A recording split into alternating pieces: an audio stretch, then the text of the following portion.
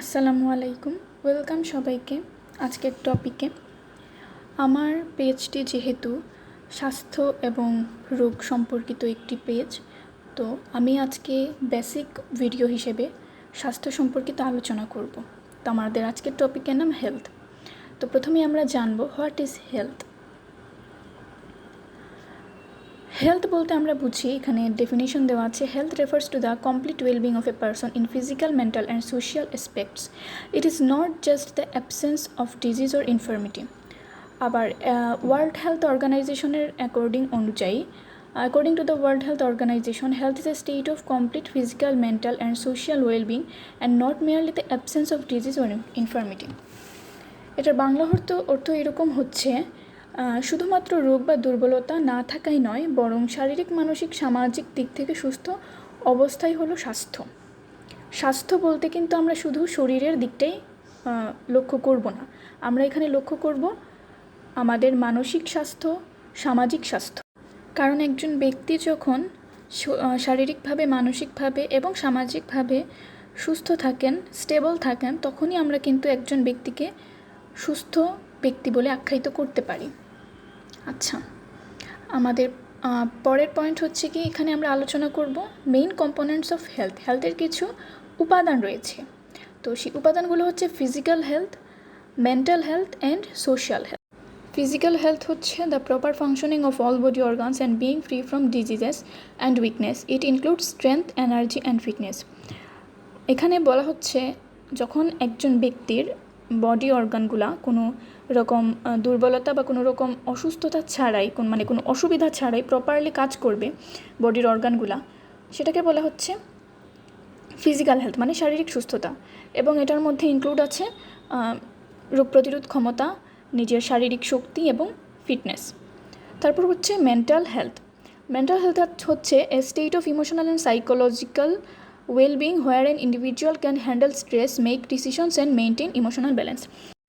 এখানে বলা হচ্ছে নিজস্ব চিন্তা, অনুভূতি, আচরণের উপর ভারসাম্য বজায় রাখা এবং নিজের উপর নিয়ন্ত্রণ রাখা, মানে নিজের আবেগের উপর নিয়ন্ত্রণ রাখা। আমরা জানি প্রতিটা মানসিকভাবে সুস্থ ব্যক্তি কিন্তু নিজের আবেগের উপর নিয়ন্ত্রণ রাখতে পারে। সে কী করছে না করছে সেটা সে সজ্ঞানে করছে এবং নিজের উপর নিয়ন্ত্রণ রেখে করছে। তো এটা একটা মানসিক স্বাস্থ্যের একটা গুরুত্বপূর্ণ দিক, যে নিজের আবেগের উপর নিয়ন্ত্রণ করতে পারা। তারপর হচ্ছে social health, the ability to build and maintain good relationships with family, friend and society. এখানে বলা হচ্ছে পরিবার, বন্ধুবান্ধব এবং সমাজের অন্য সবার সাথে সুসম্পর্ক বজায় রাখাকে বলা হচ্ছে সোশ্যাল হেলথ। তো প্রতিটা সুস্থ ব্যক্তিরই এই ক্রাইটেরিয়াগুলো থাকা উচিত, মানে physical health, mental health, social health, এই সবগুলো যখন একজন ব্যক্তির ভিতর থাকবে তখন আমরা তাকে বুঝবো যে সে হেলদি পারসন। আচ্ছা, পরে হচ্ছে রিকোয়ারমেন্টস ফর গুড হেলথ, মানে আপনি গুড হেলথের জন্য কী কী কাজ করবেন। প্রথমে হচ্ছে ব্যালেন্স অ্যান্ড নিউট্রিশিয়াস ডায়েট, মানে সুষম খাবার খাবেন এবং পুষ্টিকর খাদ্য গ্রহণ করবেন। মেইনটেইনিং পার্সোনাল হাইজিন, ব্যক্তিগত পরিষ্কার পরিচ্ছন্নতা মেইনটেইন করবেন। রেগুলার এক্সারসাইজ, ফিজিক্যাল অ্যাক্টিভিটি, প্রতিদিন ব্যায়াম করবেন এবং ফিজিক্যাল অ্যাক্টিভিটিতে ইনভলভ থাকবেন। Managing stress and mental peace, মানসিক চাপ কমানো এবং বিশ্রাম নেওয়া। অ্যাডিকুয়েট স্লিপ অ্যান্ড রেস্ট, পর্যাপ্ত ঘুম। পজিটিভ সোশ্যাল ইন্টারেকশনস, সামাজিকভাবে ইতিবাচক সম্পর্ক বজায় রাখা। রেগুলার হেলথ চেক আপ, স্বাস্থ্য পরীক্ষা করা। তো এগুলো হচ্ছে প্রয়োজনীয় কিছু বিষয় ভালো স্বাস্থ্যের জন্য। তারপর হচ্ছে ওয়েজ টু মেইনটেইন হেলথ, আমরা ভালো স্বাস্থ্য রক্ষায় কী কী করতে পারি, মানে আমাদের রেগুলার অ্যাক্টিভিটিস কীরকম হওয়া উচিত। Following a disciplined daily routine, আমরা প্রতিদিন নিয়মমাফিক রুটিন মেনে চলাফেরা করব। লিডিং এ হেলদি লাইফস্টাইল, এবং একটি উন্নত জীবনযাপন করব। অবশ্যই আলসেমি বাদ দিয়ে উন্নত জীবনযাপন আমাদের সবারই করা উচিত।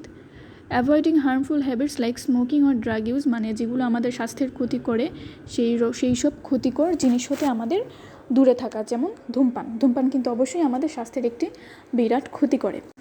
তারপর হচ্ছে being aware of ভ্যাকসিনেশনস and preventive health care, টিকাদান কর্মসূচি এবং প্রতিরোধমূলক স্বাস্থ্যসেবার প্রতি সচেতন থাকা।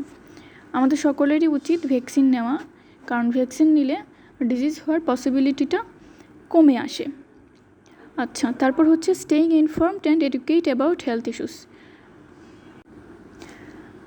স্বাস্থ্য সমস্যা সম্পর্কে অবগত থাকা। আপনি যখন স্বাস্থ্য সমস্যা সম্পর্কে অবগত থাকবেন তখন আপনি কিন্তু নিজেই এটার সুবিধা অসুবিধাগুলো বুঝতে পারবেন। আচ্ছা, নিচে কনক্লুশন দেওয়া আছে। এখানে বলা হচ্ছে যে স্বাস্থ্য জীবনের সবচেয়ে একটা বড় সম্পদ। আমরা সবসময় পড়ে থাকি যে স্বাস্থ্যই সকল সুখের মূল। একজন অসুস্থ ব্যক্তিই জানে যে সুস্বাস্থ্যের কতটা গুরুত্ব। তো আমরা সবাই চাই সুস্থ থাকতে, একটা হেলদি লাইফস্টাইল মেনটেন করতে। সুস্বাস্থ্যের চেয়ে বড় কোনো নিয়ামত কিন্তু আর হতে পারে না। আমরা যখন অসুস্থ হই তখন কিন্তু বুঝতে পারি যে সুস্থ যখন ছিলাম তখন কীরকম ছিলাম। অসুস্থ হলে কিন্তু নিজেরই খারাপ লাগে। তো সবাই চেষ্টা করবেন নিয়ম মতো চলাফেরা করা, নিয়ম মতো খাবার খাওয়ার এবং হেলদি লাইফস্টাইল মেনটেন করার। তো আজকের টপিক আমি এখানেই এন্ড করছি। এটাকে আমি ছোটো করেই সাজিয়েছি, খুব বেশি একটা বড় করিনি। একদম আমি বেসিক একটা ভিডিও করার চেষ্টা করেছি, বেসিক একটা ধারণা দেওয়ার চেষ্টা করেছি হেলথের উপরে। তো আশা করছি সবার ভালো লেগেছে। কার কীরকম লেগেছে অবশ্যই কমেন্ট করবেন, কমেন্ট করে জানাবেন এবং শেয়ার করে দিবেন যদি সবার ভালো লেগে থাকে। সবাইকে আজকের মতো আল্লাহ হাফিজ। থ্যাংক ইউ এতক্ষণ আমার ভিডিওটা দেখার জন্য। সবাই ভালো থাকবেন।